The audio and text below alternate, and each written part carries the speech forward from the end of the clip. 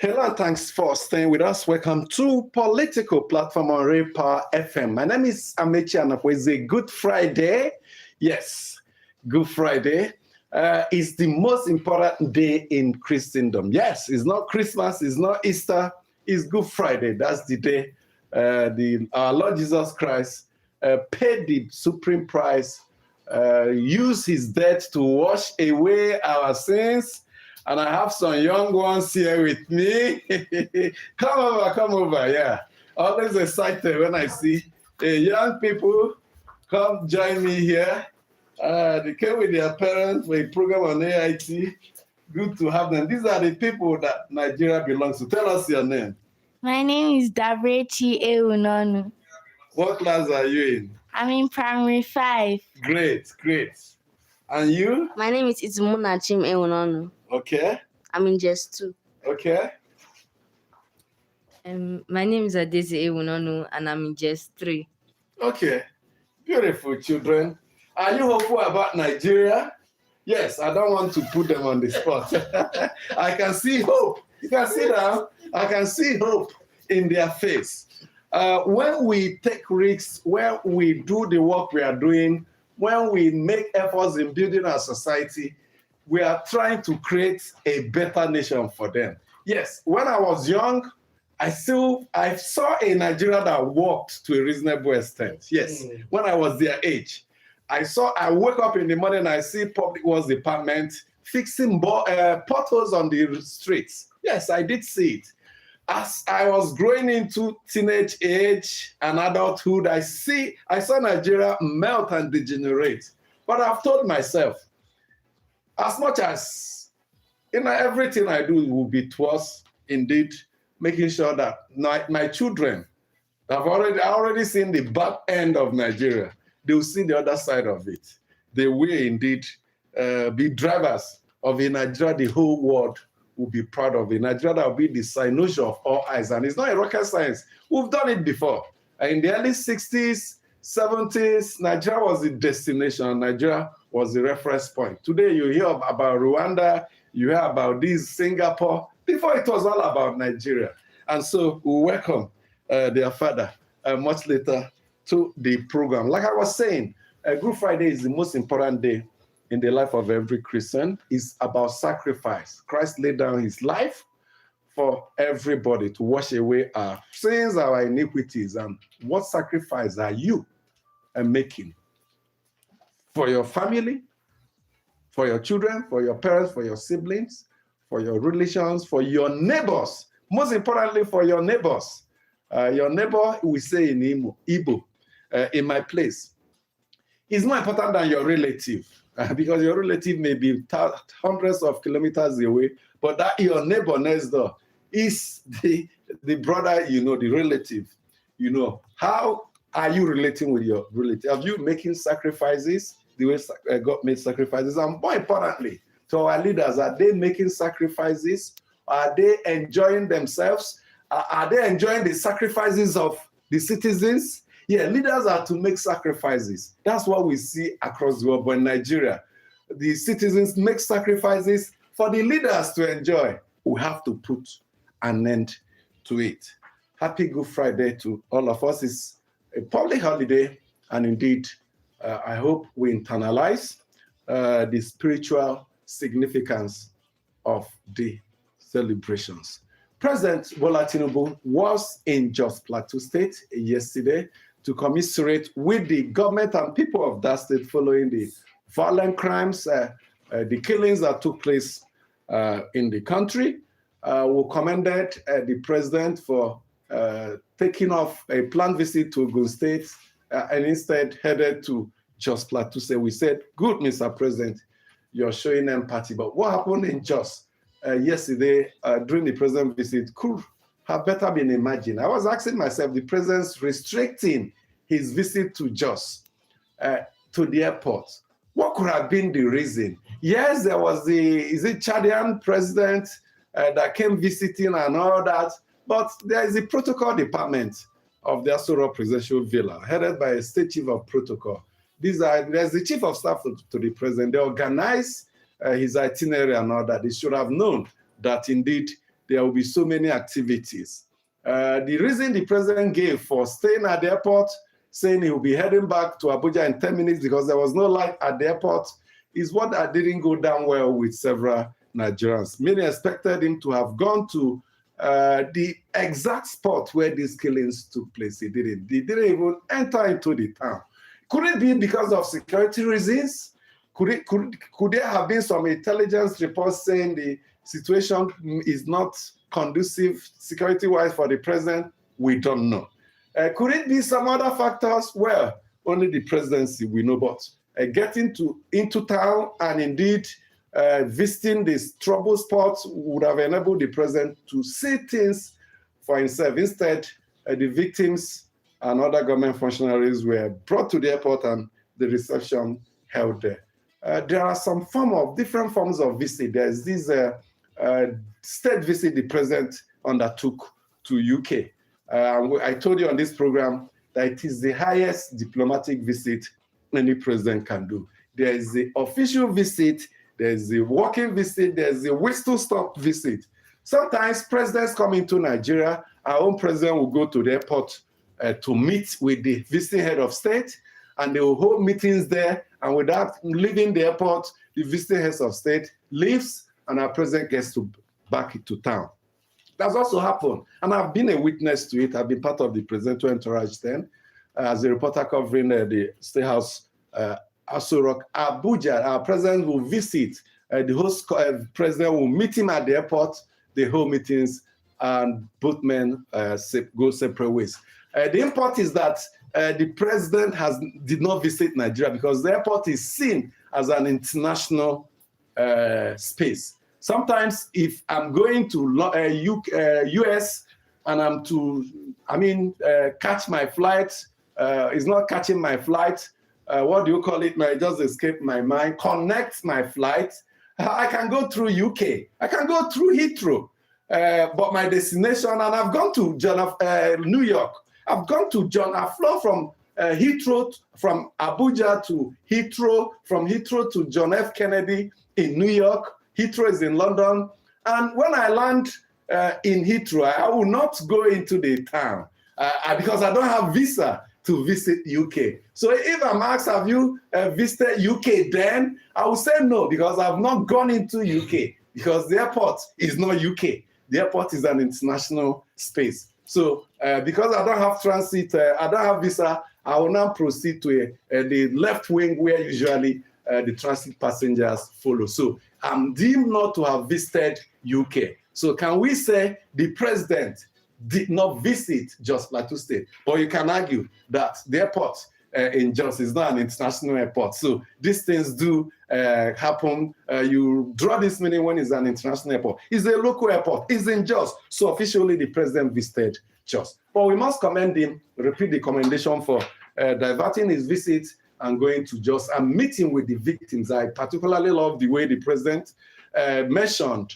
and acknowledged the presence of the lady that the son died, and indeed she refused to let go after he was shot to death in that incident, touching the dead body despite pleadings from people. She refused to let the dead body go. The president made mention of her and showed empathy that, of course, I understand your grief and we will together make sure that this does not happen again. That was a very strong point the president made. So from just back to Abuja, the African Democratic Congress yesterday addressed a world press conference. His chairman, that INEC is no longer recognizing. To INEC, David Mark is not the chairman of ADC, but ADC has said they will go ahead with the national convention they have planned, that they have written to INEC. INEC acknowledged that nowhere under our laws is it written that INEC must be present. They say what the law requires is that inform INEC, and once they acknowledge your letter informing them, it is deemed to have been certified. And so the ADC chairman said INEC chairman, Professor Joash Amopita, should be sacked, either sacked or he should resign, because according to him, the party does not have any confidence in him to continue as INEC chairman. They believe he lacks the credibility, he lacks the integrity, to conduct any election in Nigeria because of the action he took by delisting the name of the David Mark led National Working Committee of ADC from INEC registers. INEC fired back almost immediately. They issued a statement saying INEC is a constitutional body. The process of appointment is well known or exhausted, and that this chairman will remain in office, citing the action they took as a legitimate obedience to a lawful pronouncement made by the Court of Appeal. David Mark, in the press conference he addressed yesterday, asked the question, the President Bola Tinubu, a very important question. He says, with 31 state governors, with 90% of members of the parliament under the APC, why are you afraid of a credible election? A very important question. APC appear to have responded saying, they responded, they issued a statement yesterday, washing their hands over it and saying it's purely a legal matter and that the ADC should not drag them into their messy affairs. They probably didn't put their hands in order, and so they said, leave us out from your mess.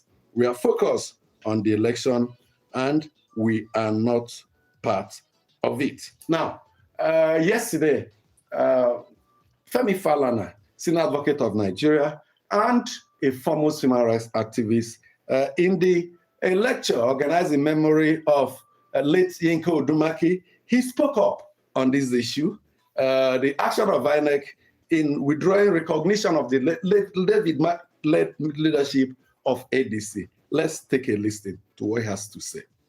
Because the law has said, thou shalt not interfere. But I see that is not enough. The Independent National Electoral Commission, headed by a senior advocate of Nigeria, issued a statement yesterday that based on the intervention of the court, APC, we shall no longer recognize you. And you know what the political parties are recognizing? Its members are not contested. I say that INEC is wrong because the order granted by the court is grant an injunction. Status quo ante bellum. You know, they use such terms to deceive us. What that means is before the state of the war. So who was in charge before that fellow went to court? So they demand. Do you understand me?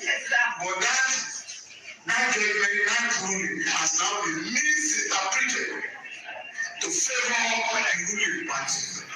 You know when the parents say, the Tinubu government, APC is trying to turn Nigeria into a one party. No! Our courts and civil rights are to blame. And I know another political party that you know about. A party was destroying, a man was destroying a political party. Campaigning for the candidate of another party. Asking members of his own party to step down for the candidates of the ruling party. His party now said these activities are anti-party. The federal court said, thou shalt not suspend or expel you. You shall remain a member of that party. Continue to destroy and kill. The same man has said, our party has no candidate, presidential candidate. You understand? We are making this analysis not because APC, PDP, APC are better, they are best of the same family. But you know, the Nigerian people must be around to choose among your oppressors who govern them. Yes, Nigerians must be given alternatives when voting starts. And I stand by it. And there are dangers in that not happening. When you give people an opportunity to ventilate themselves, I mean, the anger in them, it helps to keep down the boiling point. It ensures that the heat does not get up to the boiling point. And when you close the political space, the democratic space, you're just like that.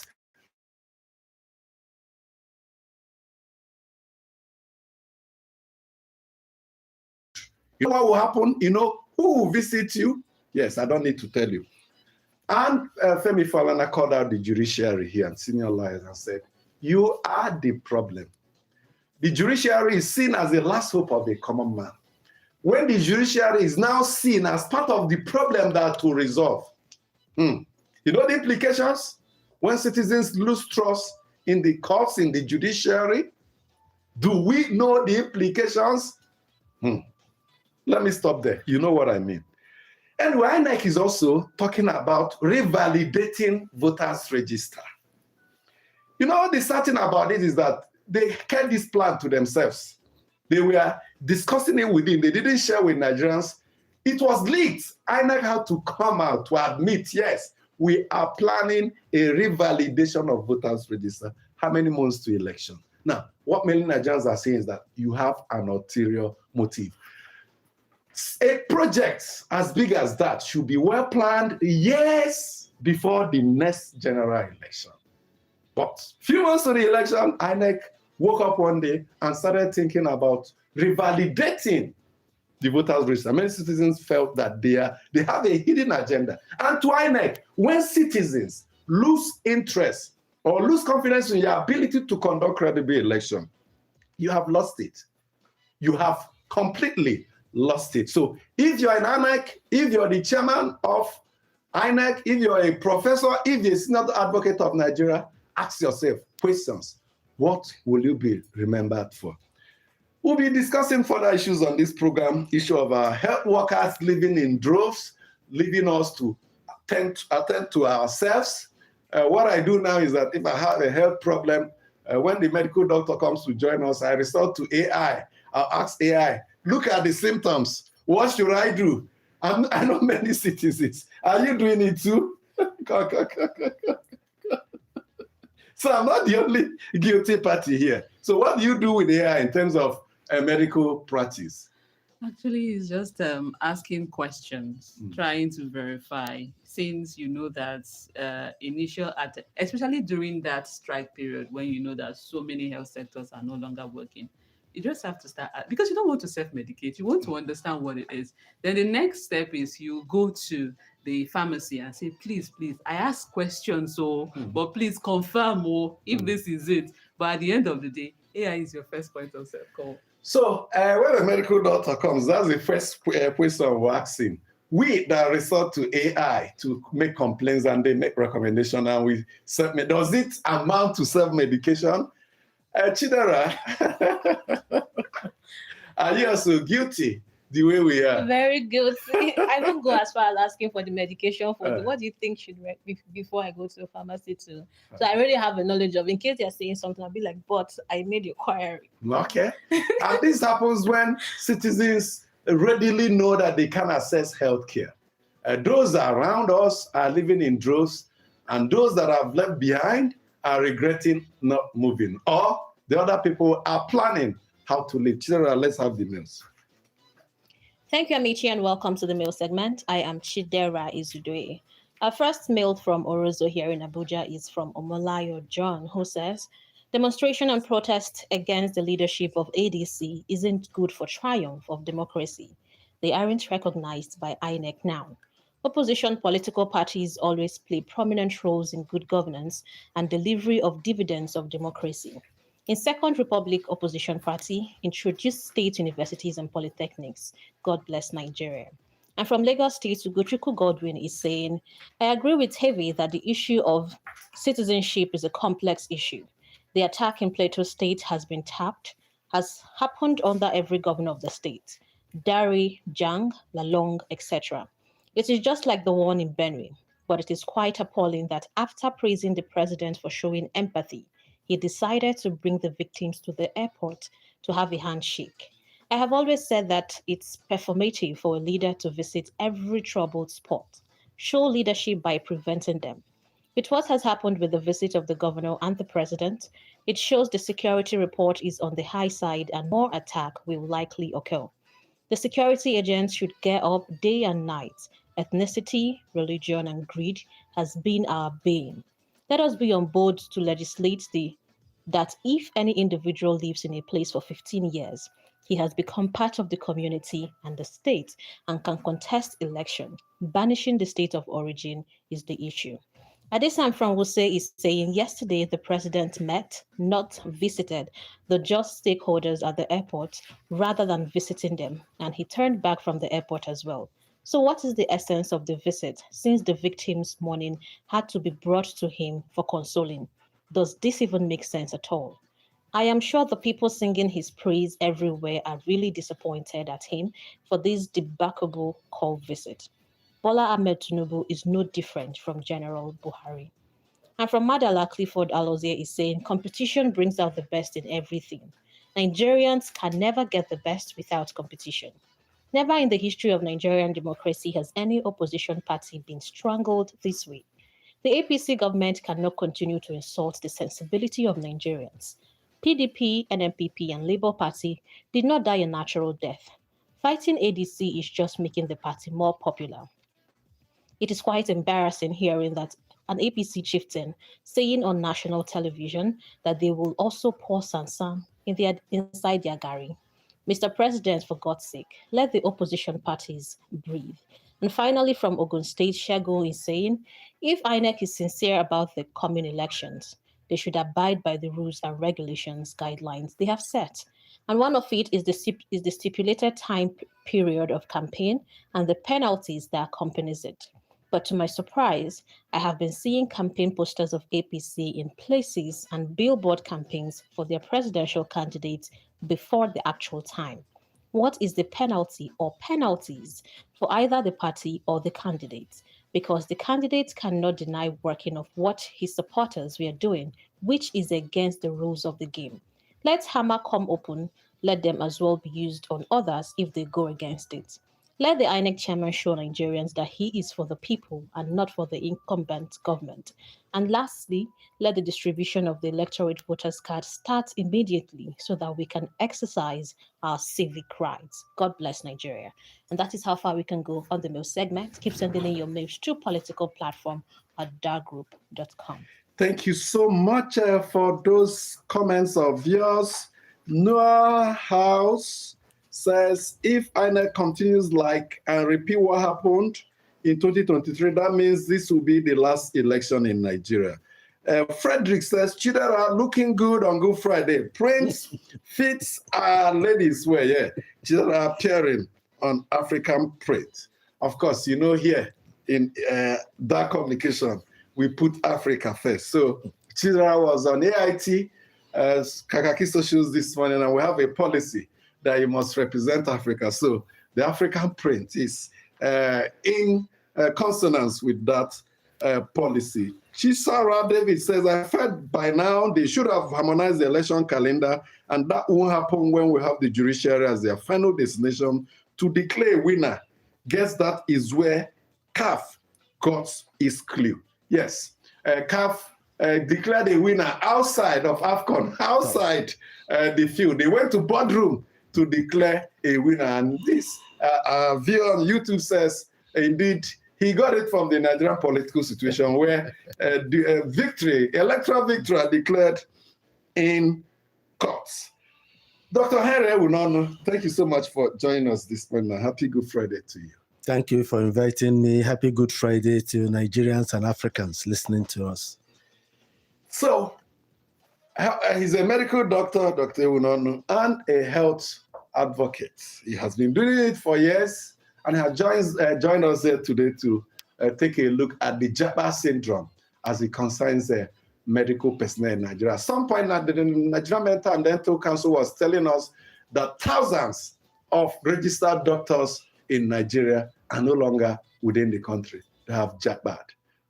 Yes, Japa syndrome in street language or daily balance simply means a migration of trained health professionals to climes that offer better pay, better working conditions, and better quality of life in the society. That's what Japa syndrome means. Yes, the Medical Council has said it, and the implication actually is that less than half of registered practitioners in their register are practicing actively in hospitals. And unfortunately, Less than half. less than half. So that means more than half have left the country. More than half have left. And a substantial number, though in the country, are no longer practicing medicine. I see doctors now opening restaurants, opening fashion houses. Former Minister of Labour, Good. advised Said, them to yes. Becoming farmers. do so. Yes. Fisheries. They're going to They're farming. multitasking. Yeah, not really multitasking. It is because Or hustling. Which I one? call it, it's not even side Hustling hustle. is the street language. No, the thing is, the children you saw that came here with me, next few days, they will need school fees. Yes. And you can't continue to tell your child, sorry, I cannot afford this. Let me tell you, let's cite one They example. want to go to one water park this holiday to Good. enjoy my Which I princess. cannot, the water park in Abuja, I cannot afford it. As a medical doctor. As a medical doctor. There is one park, public park again, close to the stadium. I cannot conveniently afford it because the games and other things there. If I do that, it may hamper paying their school fees on time. Now, my colleague, or not my colleague, I've put in over 25 years in practice. So, a young doctor that graduated, let's say 3 years ago, finished NYSC and Housemanship. yes, housemanship, NYSC, traveled outside. In the first year, his salary there, he can pay 2 professors in Nigeria conveniently. As aides. Yes. No, pay them the salary they are earning here. Okay. So he can as well employ them on his own. That is what we are talking about. Patriotism. I mean, empty pocket does not respect, and patriotism, they don't go together. So it is not about patriotic spirit and what is pushing our people out. That takes us back to that push and pull, factors. The federal government has responded by formulating one policy. They say National Policy on Health Workforce Migration. Who will implement it? Our country is notorious for being... Quickly describe the main thrust of that policy. Try to ensure better working conditions. Try to create more vacancies. Try to produce more. And that is the one that is ruffling the feathers now in the medical profession. How do you create more? Can you mass produce doctors? It is not by word of the factory mouth. line production. Yes, because it's not a factory. Even in a factory line, it has to be a planned process where you invest. So if you say a medical school that has a carrying capacity of 100 now admits, we have increased it to 300. And medicals, in my time, we were 6 medical students, anatomy students to a cadaver. That's the dead body, learning how to dissect. 6 to a I hear body. today that medical students do alternative to practicals. They shoot pictures for them to learn. How would these people become good surgeons? What of the patients? Now, you have not increased the number of lecture halls, and other facilities. You have not expanded the capacity of the teaching hospital because, unfortunately, medical students use patients as there is a medical. It is patients, living patients that are being used to teach medical students. You have not expanded the wards in the hospital. You have not expanded the capacity of your medical schools. How do you mass produce? So. There are 7 pillars. Yes. They're living a mass. They're jabbing. Yes, because how do we stop research. Yes. Certain research conducted somewhere shows that 70% of newly qualified doctors want to travel outside. Are processing the papers. Last December, a colleague of mine that we were working together, he said, I'm tired. He left. He came back He said, no, I learned Nigerian security. So where did he lodge? Transcorp Hilton. Can I conveniently afford a bottle of Coke at Transcorp Hilton? Not to lodge. Not to lodge. So you can afford it. The opportunity cost. If you the ones that stayed back, house rent, you rub salt on the injury by every day here in the so media. How do we stop it? Why we stop it is okay. The next thing I'm about to say, appreciate us. Don't come and say, oh, the good ones have left. What it means is that the doctors are around, they are the olodos. That is not true. You ignore them. There are real patriotic people like Henry that stayed back. Yes, finish. That stayed back. That's one. We don't see no finish. How many doctors are on the national honors list?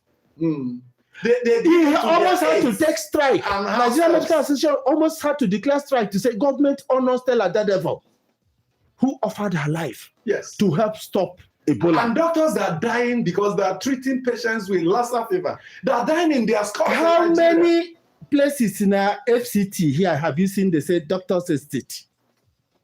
But you see military estate, you see CBN quarters, you see agri quarters. There's one for judiciary. There's one for how many of our chief medical directors have proper lodges?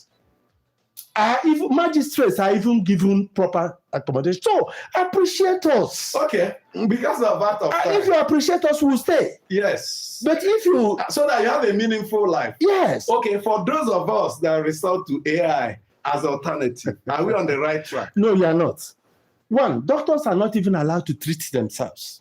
You must subject yourself to another doctor because even though they say physician heal thyself. No, physicians don't heal themselves. We are not. I'm not allowed to treat my immediate members of my family. Yes. I have to take them to another doctor. Yes. AI will even tell you that AI makes mistakes. Yes. AI, you see, a doctor starts with the interview called history taking. Yes.